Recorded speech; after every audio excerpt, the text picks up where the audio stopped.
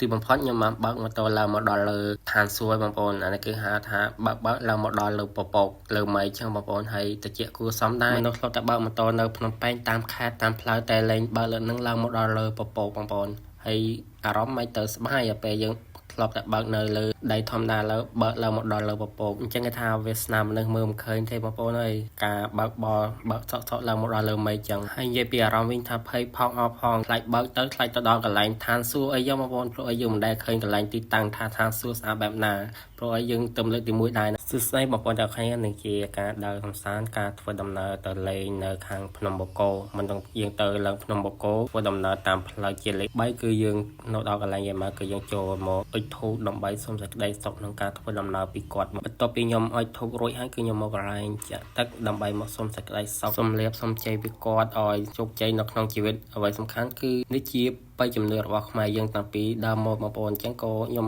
មិនអាចចូលបានដែរខ្ញុំក៏មិនថាជឿខ្លាំងដែរប៉ុន្តែក៏ខ្ញុំមិនបោះបង់ចោលក្នុងការជំនឿមួយនឹងដែរឲ្យតែខ្ញុំទៅទីណាកន្លែងមានការអុជធូបបងស្រុងគឺខ្ញុំតែងតែចូលរហូតនៅកន្លែងតំបន់ហ្នឹងឲ្យតែកន្លែងមានកន្លែងអុជធូបបងស្រុងគឺខ្ញុំតែងតែចូលនៅកន្លែងយាយម៉ៅហ្នឹងគឺតោក៏ខ្ញុំចូលមកក៏ខ្ញុំចូលបន្ទាប់ពីអុជធូបលុបមុខលុបអីជ្រះឲ្យសួយទៅតាមទឹកឲ្យអស់ហើយចាប់ផ្ដើមចេញដំណើរតទៀតហើយដោយសារនៅឆ្ងាយដល់បងប្អូនហើយតាំងពីព្រឹកគឺអត់ទាន់បានហូបអីដែរឥឡូវគឺធ្វើដំណើរចេញតហើយបើនិយាយរឿងបើកគឺសុទ្ធមកចាប់ដើមមកដល់វងមូលត្រេនគឺហៅថាវងមូលកពតហ្នឹងឯងចឹងបងប្អូនដឹងហើយថានៅខេត្តកពតមានវងមូលបែបណាឥឡូវនេះគឺឡើងមកដល់លើភ្នំបូកគោហើយមិនឡើងដល់ទេបងប្អូននេះគឺតាមផ្លូវយើងឡើងទៅលើភ្នំបូកគោនេះដូចគេថាមានគឺឋានសួគ៌ភ្នំបូកគោនិយាយថាទេសភាពគឺតិចភ្នែកជាពិសេសគឺចុះអាប់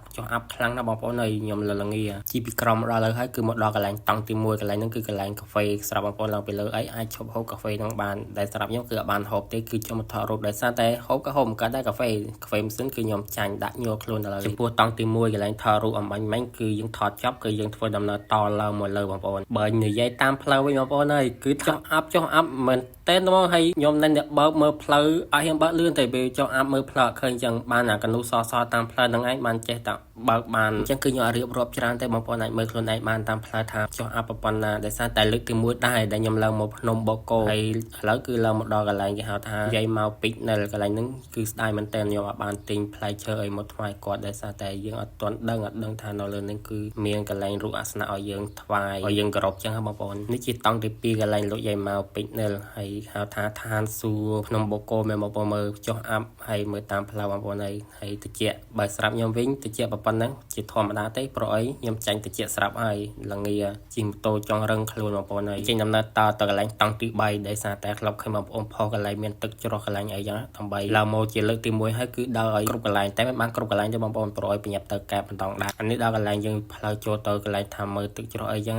ហើយដាក់ផ្ញើម៉ូតូហើយដើរចូលទៅបងប្អូនអ្វីដែលខកចិត្តខកបំណងនឹងការដើរចូលទៅគឺអត់មានទឹកទេបងប្អូនអើយអស់លេងបងទឹកមើលហើយវីដេអូគឺមានប៉ុណ្្នឹងឯងគឺមានវីដេអូមួយតង់ទៀតខ្ញុំដើរលេងបូកគោផងកែបផងបងប្អូនអញ្ចឹងចំពោះវីដេអូតគឺខ្ញុំធ្វើនៅកែបម្ដងបងប្អូនអញ្ចឹងអរគុណច្រើន